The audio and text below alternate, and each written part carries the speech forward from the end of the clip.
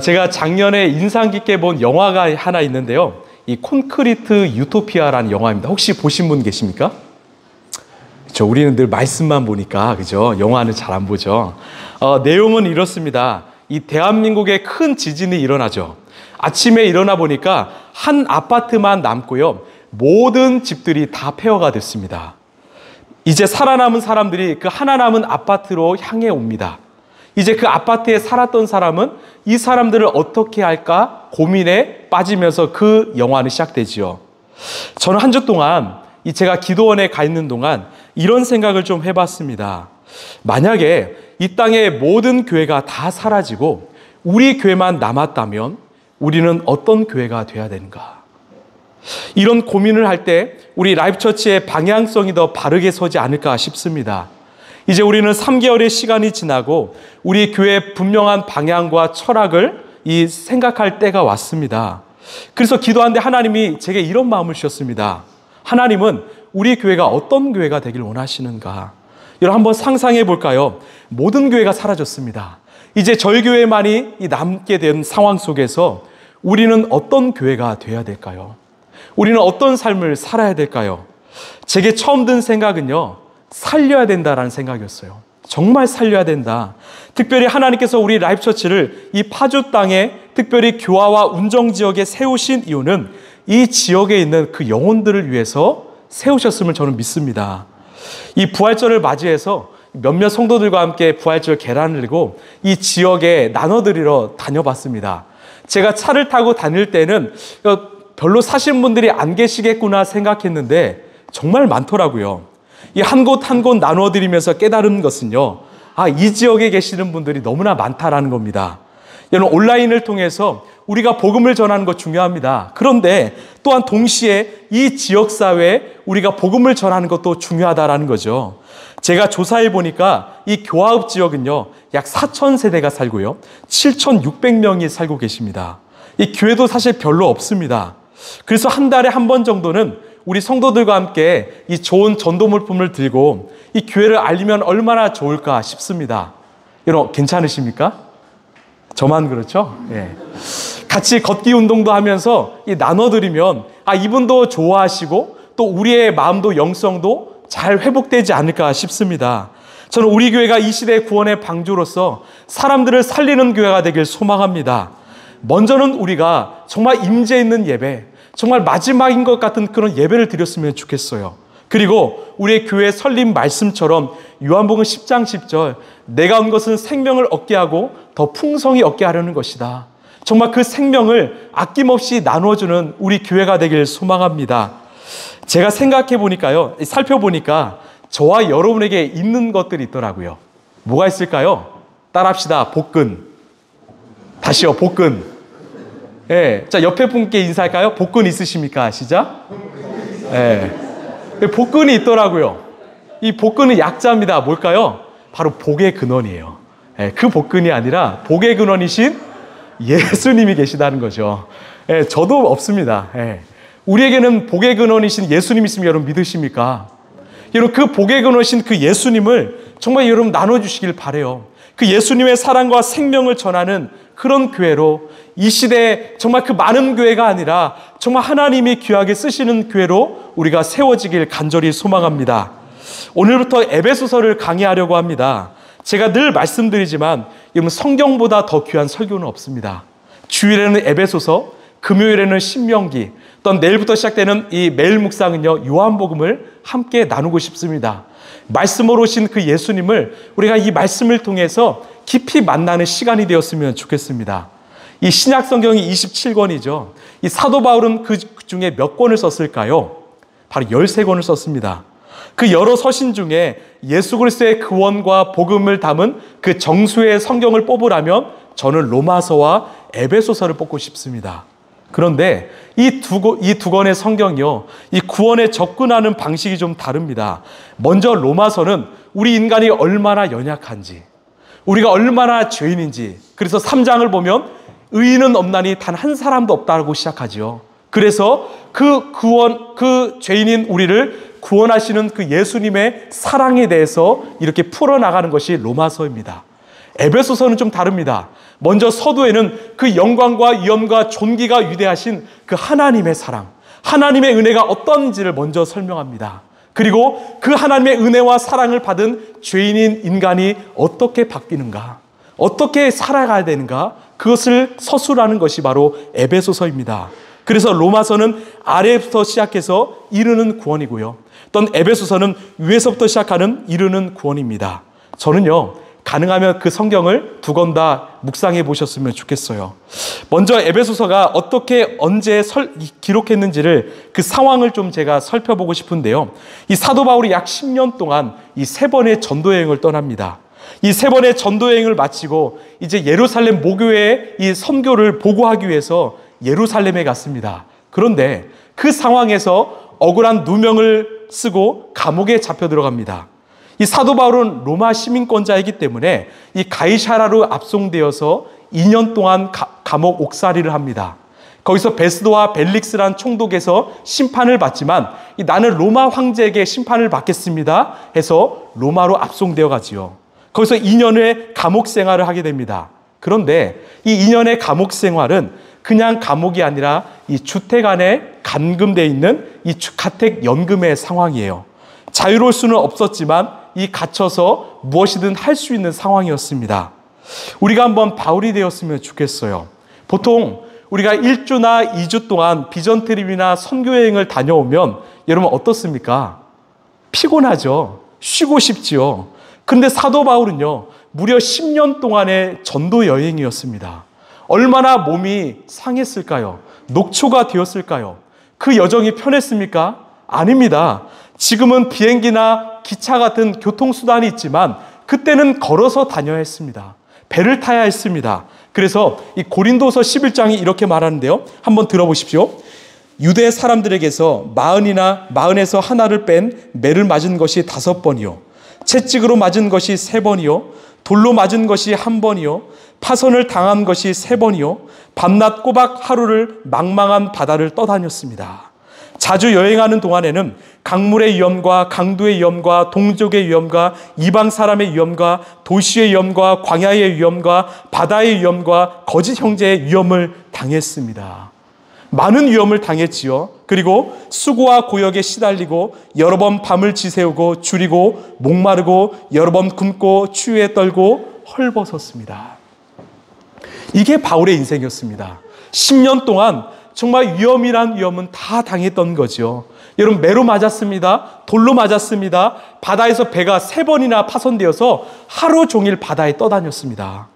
그 외에도 상상할 수 없는 그 위험과 어려움을 당했던 것이 바로 사도 바울의 전도 여행이었습니다. 그러면 어땠을까요? 이 전도 여행을 마치고 나면 저였으면 쉬었을 겁니다. 정말 쉬고 싶었을 겁니다. 아마 하나님과 성도들의 축복을 받으면서 이제 남은 인생 편안한 곳에서 이 전도한 내용을 책을 쓰면서 그렇게 살고 싶지 않았을까요? 그런데 그를 기다렸던 것은 무엇입니까? 억울한 누명이에요. 억울한 종살이입니다. 옥살이입니다. 만약 우리가 바울이었으면 어땠을까요? 속상했겠죠. 억울했겠죠. 하나님께 원망했겠죠. 하나님, 내가 하나님을 위해서 이렇게 내 인생을 던졌는데 왜 내게 찾아온 것은 이런 억울한 인생입니까? 아픔입니까? 고통입니까? 그러면 이 사도 바울이 세웠던 교회라도 평안해야 되는데 온통 교회가 위기의 소식이었습니다. 서로 다투고 팔을 나눴습니다. 거짓 교사 이단이 침투해서 교회를 흔들어 놓습니다. 유대인들이 이방인을 정죄합니다. 하나 되지 못합니다. 이렇게 온통 문제가 가득했던 상황이 사도 바울의 상황이었습니다. 그래서 이 옥에 갇힌 상태에도 자신을 돌보기보다는 교회를 걱정하면서 편지를 썼던 것이 바로 옥중서신 이 에베소서입니다. 이 옥에서 에베소서, 빌립보서, 골로새서, 빌레몬서를 썼지요. 여러분 만약 이런 상황이 우리에게 찾아왔으면 뭐라고 썼을까요? 뭐라고 처음 썼을까요? 저는요 좋은 말 못 썼을 것 같아요. 나도 힘들다. 나도 어렵다. 야 나도 옥에 갇혔다. 너희들 좀 제대로 좀 믿어라. 왜 그렇게 사냐? 아마 이렇게 편지를 쓰지 않았을까요? 제가 이런 상황과 배경을 인지하고 1절 말씀을 묵상하는데 제가 충격을 받았습니다. 우리 1절 함께 읽겠습니다. 자, 시작. 하나님의 뜻으로 그리스도 예수의 사도가 된 나 바울이 에베소에 사는 그리스도 예수를 믿는 성도들에게 이 편지를 씁니다. 여러분, 이렇게 바울을 초라하게 만드신 분이 누구십니까? 하나님이세요. 차세대 유대교 지도자로 승승장구했던 이 사도 바울을 하나님이 핀셋으로 꼭 집어서 이제는 선교의 현장으로 밀어 넣으셨잖아요. 그렇게 고생시키신 분이 하나님이십니다. 그러면 바울은 어떻게 썼어야 될까요?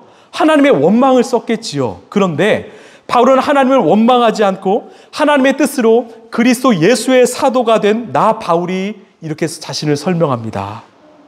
여러분, 바울이요, 어려운 상황과 환경에도 흔들리지 않고 끝까지 주의 길을 갈 수 있었던 이유는 바로 하나님의 뜻이었습니다. 하나님의 뜻과 계획을 분명히 알았기 때문이지요.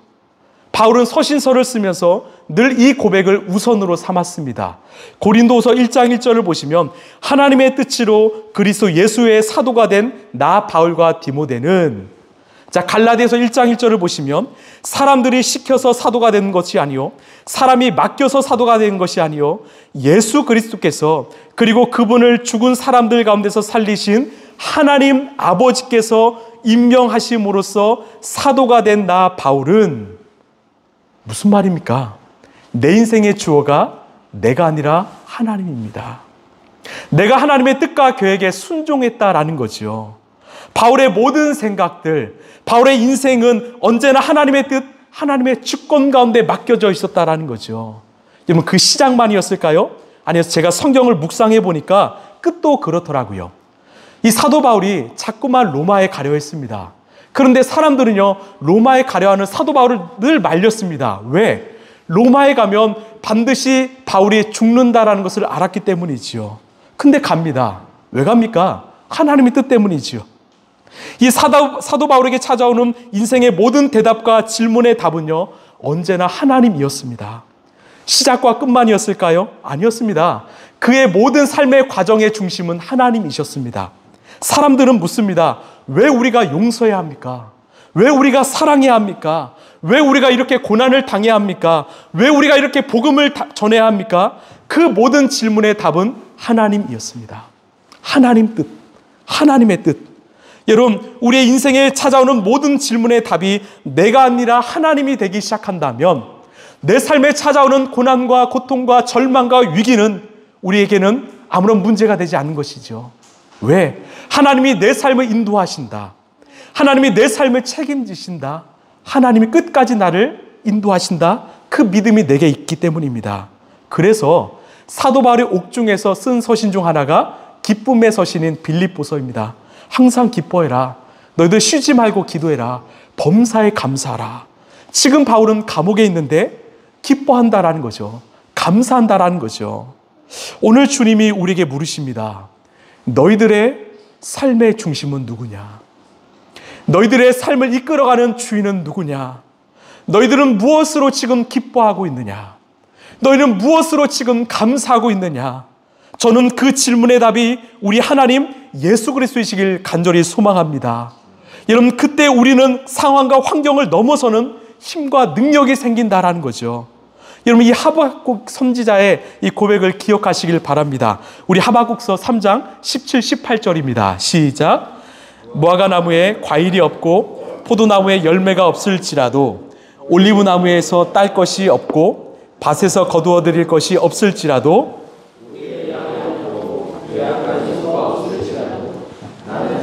안에서 즐거워하련다. 나를 구원하신 하나님 안에서 기뻐하련다. 아멘. 온통 없고 아닙니까? 없습니다. 아무것도 없습니다. 근데 무엇으로 기뻐합니까? 무엇으로 즐거워합니까? 나를 구원하신 하나님이 내게 있기 때문에 나는 기뻐한다라는 거예요. 여러분, 아멘이십니까? 여러분, 진실로 아멘이십니까? 여러분, 기쁨의 근원이 우리 주 예수 그리스도이길 소망합니다. 여러분, 우리의 감사의 기쁨이 이 주제가 예수님이길 소망합니다. 그것이 바울의 믿음이었다라는 거죠. 우리 1절 말씀 다시 한번 읽겠습니다. 시작. 하나님의 뜻으로 그리스도 예수의 사도가 된 나 바울이 에베소에 사는 그리스도 예수를 믿는 성도들에게 이 편지를 씁니다. 여러분, 이 1절 말씀이 바로 사도 바울의 정체성이었습니다. 내 자랑이었습니다. 저는 하나님의 뜻으로 그리스도 예수의 사도가 된 바울의 제 이름을 한번 넣어보았습니다. 이렇게요. 그 다음 넘겨주실래요? 하나님의 뜻으로 그리스도 예수의 사도가 된 누리가. 제가 이것을 하루 종일 묵상하는데요, 울컥하더라고요. 왜? 저는요, 제 자신을 알아요. 제가 얼마나 부족하고 연약한지를 압니다. 뭐 제 몸에는 좀 근육이 좀 많죠. 건강하죠. 그런데 저 두려움 많습니다. 아픔도 많습니다. 그런 저를 주님이 부르셨다라는 거예요. 무엇으로? 하나님의 뜻으로요. 하나님의 뜻으로. 여러분, 우리가 하나님이 우리를 부르실 만한 존재일까요? 우리처럼 죄 많고 연약한 우리가 이 세상을 창조하시고 다스리는 그 하나님께서 내가 너를 쓰고 싶다, 부르실 만한 존재입니까? 저는 아니라고 생각합니다. 그런 우리에게 주님이 찾아오셨다라는 거죠. 그리고 우리에게 찾아오셔서 당신의 뜻을 우리에게 주셨다라는 겁니다. 당신의 뜻을 위하여 우리를 부르셨고 사용하신다라는 겁니다. 여러분, 이게 진짜 영광 아닐까요? 이게 진짜 감사 아닐까요? 여러분, 우리가 뭐라고요? 우리가 뭐 잘났다고요?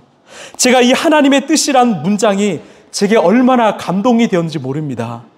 제가 교회를 개척하기 전에 3개월 동안 제게 부양하는 가족이 있기 때문에 제가 쉴 수가 없어서 일을 했습니다.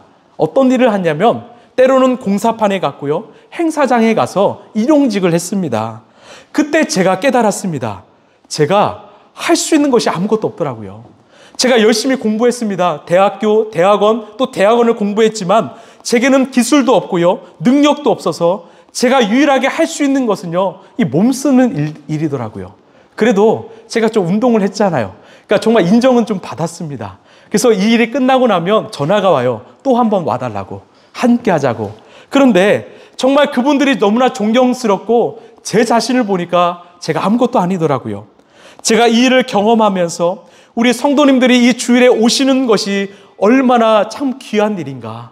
일주일 동안 그렇게 힘들게 일터에서 살아오면서 그렇게 땀과 피를 흘리면서 이 자리에 오셔서 예배하는 것, 또 이분들이 헌금하는 것들이 얼마나 감사한 일인가, 얼마나 복된 일인가. 내가 이분들을 보면서 나는 얼마나 기도했는가, 얼마나 간절히 이분들께 사랑을 베풀었는가, 제 자신을 한번 돌아보았습니다. 저는 아무것도 아니더라고요. 제가 그 시간을 보내면서 제가 아내에게 말했습니다. 여보, 나 이제 진짜 목사가 되는 것 같아. 나 이제까지는 반쪽짜리였는데 이제 좀 목사가 되어 가는 것 같아. 여러분, 저는 아무것도 아니었습니다. 제가 어떤 공부를 했고 어떤 사역을 했고 이건 아무것도 아닙니다. 그런데 감사한 거는 이런 저를 위대하신 하나님께서 당신의 뜻을 전하는 도구로 사용하신다라는 거죠. 여러분, 이게 감동 아닙니까? 여러분도 마찬가지입니다. 여러분에게는 각자의 사연이 있습니다. 어려움도 있고 아픔도 있습니다.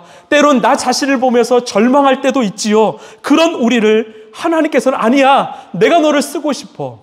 내가 너를 정말 사랑해. 너는 존귀한 자야. 그리고 당신의 역사의 도구로, 뜻을 이루기 위한 도구로 사용하기 위해서 여러분 이 자리에 부르셨음을 여러분 믿으시길 바랍니다. 그렇기에 바울은 흔들리지 않을 수 있었던 거죠. 여러분, 우리도 흔들리지 않을 수 있습니다. 왜? 나의 삶, 나의 모든 방향, 꿈과 비전은 우리 하나님께 있기 때문이죠. 내 인생의 모든 길, 내 인생의 모든 생명은 우리 하나님께 있기 때문이죠. 그래서 우리 이 괄호에 내 이름을 넣고 한번 외쳐봤으면 좋겠어요. 우리 함께 외쳐볼까요? 시작. 하나님의 뜻으로 그리스도 예수의 사도가 된 누리가. 다시 한번요. 시작. 하나님의 뜻으로 그리스도 예수의 사도가 된 누리가. 이런 아멘이십니까? 이런 이게 우리의 정체성이길 소망합니다. 우리가 아닙니다. 우리의 뜻도 아니라 하나님의 뜻으로 그리스도 예수의 사도가 된 여러분의 인생들이요. 여러분, 이 부르심을 잊지 마시길 바랍니다. 여러분, 이 부르심이 있다면 이제 우리는 어떻게 살아야 될까요? 오늘 주님께서는 우리에게 두 가지의 단어를 꼭 기억하라 하시는데요. 먼저는요, 따라합시다. 사도. 다시요, 사도. 이런 사도는요, 헬라어로 이 아포스톨로스라고 해요. 어떤 뜻이냐면 보내심을 받은 자입니다. 보냄을 받은 자입니다. 여러분, 이 사도의 정체성을 꼭 기억하십시오. 여러분, 교회를 헬라어로 이 에클레시아라고 합니다. 무슨 뜻이냐? 부르심을 받은 자들입니다. 사도는요, 아포스톨로스, 보내심을 받은 자입니다. 즉, 교회는 부르심을 받은 자들과 보내심을 받은 자들의 모임이라는 거죠. 여러분, 이것이 건강하고 온전한 교회입니다. 저는 이것을 마치 이 밀물과 썰물로 좀 표현하고 싶어요. 가령 이렇게 주일에 와서 예배를 드리는 거, 함께 기도하는 거, 이거 부르심입니다. 에클레시아지요. 그리고 예배가 끝나고 일주일 동안 세상에 나가서 살아가는 거 보내심입니다. 아포스톨로스, 사도라는 거죠. 이 부르심과 보내심은 하나님의 다스림 뜻 안에 있다라는 거지요. 여러분, 그런데 한국교회의 문제가 무엇일까요? 부르심은 있는데 보내심이 없다라는 거죠. 교회 안에서 머물러서 열심히 봉사와 헌신은 하는데 세상으로 보내신 하나님의 뜻인 사도의 삶이 없지 않았을까 싶습니다. 여러분, 교회는 무엇일까요? 함께 따라할까요? 교회는 주차장이 아니라 영적 주유소입니다. 저는 이것을 교회로 정의 내리고 싶습니다. 교회는 주차장이 아니라 영적 주유소예요. 한없이 머무는 곳이 아니라 아낌없이 하나님의 영적 에너지를 주유받으면 세상으로 파송되는 모습이라는 거죠. 여러분, 우리가 그렇게 파송되었으면 좋겠습니다. 이곳에서 하나님을 향한 그 임재 있는 예배를 드리고 정말 충만한 에너지를 공급받고 아낌없이 세상 속에서 멋지게 살아갔으면 좋겠습니다. 여러분, 우리의 세상은 어디입니까? 바로 여러분의 삶의 자리, 일상입니다. 여러분, 주부는요, 아이를 양육하는 것이 여러분의 세상입니다. 여러분, 또한 가정에서 여러분 예수의 사도로 살아가십시오. 사랑하시고요, 여러분 기도하시고 화목하시길 바라요. 학생들에게는 학교가 바로 세상이죠. 여러분, 열심히 공부하십시오. 직장인들에게는 일터가 세상이죠. 여러분, 열심히 살아가십시오. 정말 그곳에서 예수의 사도로 살아가십시오. 그리고 모든 에너지를 다 소진하시고 이곳에 오셔서 정말로 충만한 주님의 사랑과 에너지를 공급받으시길 바랍니다. 저는 이런 상상을 좀 해봅니다. 마치 밀물과 썰물로 인해서 이 모난 이 돌멩이가 깎여 나가잖아요. 이 모난 돌멩이가 밀물과 썰물을 통해서 깎여 나가면 이 고운 모래가 됩니다. 이것이 우리의 성숙이 아닐까 싶습니다. 하나님의 부르심과 보내심에 우리가 순종하며 살아갈 때 모났던 우리의 인생이 점점 다듬어져 가서 하나님이 원하시는 그런 사도로, 하나님의 거룩한 백성으로 우리가 변치 않을까 싶습니다. 그래서 이곳에 오셔서 여러분 아낌없이 예배를 드리십시오. 마치 오늘이 마지막인 것처럼 하나님을 전심으로 예배하십시오. 옆 사람 신경 쓰지 마시고 오직 나의 주인이신 하나님만 바라보시고 예배하십시오. 그리고요, 그 에너지를 가지고 나가십시오. 나가서 우리에게 만나주신 그 사람들을 향해서 아낌없이 복음을 전하시고 사랑을 전하시는 그 에클레시아와 아포스톨로스가 정말 균형 있는 저 여러분의 인생 되길 간절히 소망합니다. 우리가 사도입니다. 그리고 또 하나는요, 따라합시다. 성도입니다. 우리를 성도로 부르셨어요. 성도는 영어로 세인트라고 하는데 바로 거룩한 사람들이죠. 저는요, 사실 성도란 말을 참 좋아합니다. 우리가 직분이 있어서 뭐 집사님, 권사님, 뭐 장로님 하지만 저는 사실 이 성도님이라고 하는 말을 되게 좋아합니다. 왜 그럴까요? 이 거룩은 사실 우리 인간에게 쓸 수 있는 단어가 아니기 때문이에요. 이것은 하나님만이 쓸 수 있는 신적 단어입니다. 이 영광스러운 단어를 우리에게 주셨다라는 거죠. 우리 레위기 11장 말씀 함께 읽겠습니다. 시작. 나는 너희의 하나님이 되려고 너희를 이집트 땅에서 데리고 나온 주다. 내가 아멘. 여러분, 하나님이 거룩하시기 때문에 하나님의 자녀인 우리도 거룩하라고 말씀하십니다. 이런 하나님이 여러분에게 바라시는 것은, 우리에게 바라시는 것은 어떤 세상의 성공이 아닙니다. 인기와 명예도 아닙니다. 바로 거룩입니다. 왜 거룩을 바라실까요? 그 답이 디모데후서 2장에 있는데 우리 함께 2장 20절 21절 읽겠습니다. 시작. 큰 집에는 금그릇과 은그릇만 있는 것이 아니라 나무그릇과 질그릇도 있어서 어떤 것은 귀하게 쓰이고 어떤 것은 천하게 쓰입니다. 그러므로 누구든지 이런 것들로부터 자신을 깨끗하게 하면 그는 주인이 온갖 좋은 일에 요긴하게 쓰는 성별된 귀한 그릇이 될 것입니다. 아멘. 이런 하나님이 쓰시는 그릇은요, 재질이 중요하지 않습니다. 금그릇인가, 은그릇인가, 어떤 놋그릇인가, 나무그릇인가, 이거 아닙니다. 하나님이 쓰시는 그릇은 바로 깨끗한 그릇이에요. 거룩한 그릇입니다. 너희가 비록 질그릇일지라도 너희가 깨끗하며 쓴다라는 거죠. 여러분, 우리가 거룩하길 원합니다. 여러분, 기억하십시오. 교회는 거룩해야 합니다. 성도인 우리도 거룩해야 합니다. 세상을 바꿀 수 있는 힘과 능력은 오직 거룩밖에 없음을 여러분 믿으시길 바랍니다. 여러분, 많은 교회가 오랫동안 이 성장과 성공에 열심히 달려왔습니다. 교회가 커지면, 대형화가 되면 세상은 달라질 거라고 생각했습니다. 그런데요, 교회의 힘과 능력은 교회의 규모가 아닙니다. 교회의 재정도 아니고요, 교회가 얼마나 큰지도 아닙니다. 얼마나 많이 모이는지가 아니라 바로 그 안에 있는 거룩한 백성이라는 거죠.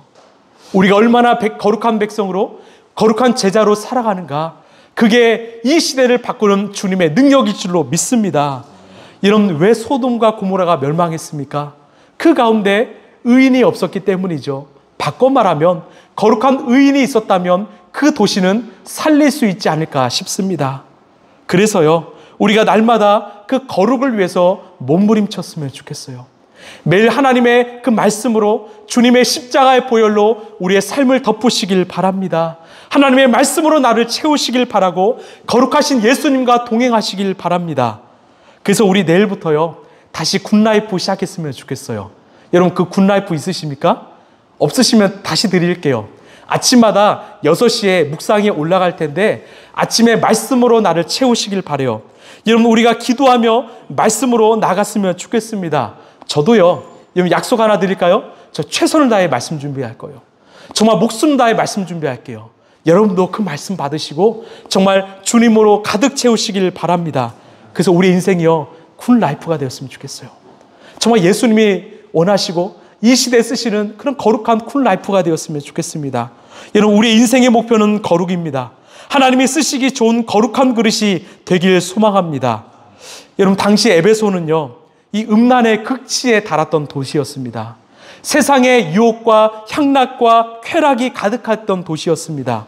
그런데 그런 사도 바울을 통해서 평생토록 그런 유혹과 음란과 쾌락에 살았던 자들이 복음을 들었습니다.